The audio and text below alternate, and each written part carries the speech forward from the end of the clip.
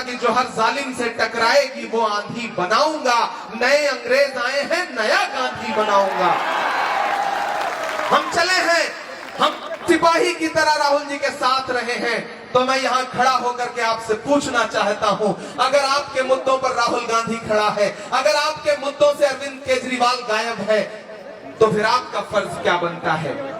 अगर दिल्ली में जलती हुई दिल्ली की आग बुझाने के लिए राहुल गांधी खड़ा है, अगर संभल में राहुल गांधी खड़ा है, अगर हाथरस में राहुल गांधी खड़े हैं, अगर मणिपुर में राहुल गांधी खड़े हैं, अगर कन्याकुमारी में राहुल गांधी खड़े हैं, अगर कश्मीर में राहुल गांधी खड़े हैं, अगर डॉक्टर बाबा साहब अंबेडकर के संविधान को बचाने के लिए इस देश के हाकिम से आंख मिला के राहुल गांधी लड़ रहे हैं, तो फिर आप अपना वोट अगर किसी बहुरूपीय को देंगे तो आप अपने जमीर के साथ, अपने स्वाभिमान के साथ नाइंसाफी करेंगे।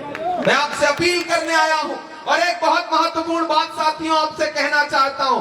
किसी ने कहा है कि जब तक शेर अपनी कहानियां खुद लिखना नहीं सीखेंगे, तब तक शिकारी अपनी कहानियों में खुद को महान बताते रहेंगे। न हम सफर न किसी हम नशी से निकलेगा, हमारे पांव का कांटा हम ही से निकलेगा। वतन की रेत मुझे एड़ियां रगड़ने दे, मुझे यकीन है पानी यहीं से निकलेगा। कल मुझसे मीडिया के साथियों ने कहा कि इमरान साहब, भाजपा और आम आदमी पार्टी के बीच में यमुना के पानी को लेकर के जंग चल रही है, आरोप प्रत्यारोप चल रहा है, आप केजरीवाल से क्या कहेंगे? मैंने कहा मैं केजरीवाल जी से यमुना जी के पानी का नहीं बल्कि चुल्लू भर पानी का जिक्र करूंगा और उनसे कहूंगा कि चुल्लू भर पानी लीजिए और उसमें अपना चेहरा देखिए और शीला दीक्षित जी से और डॉक्टर मनमोहन सिंह साहब से माफी मांगिए, उनकी आत्मा से माफी मांगिए, उनकी रूह से माफी मांगिए, क्योंकि 2013-2014 में डॉक्टर मनमोहन सिंह साहब पर, शीला जी पर क्या क्या आरोप नहीं लगाए थे इन्होंने, याद है? डॉक्टर मनमोहन सिंह साहब जैसे शरीफ प्रधानमंत्री पर क्या क्या लांछन लगाए थे भ्रष्टाचार के।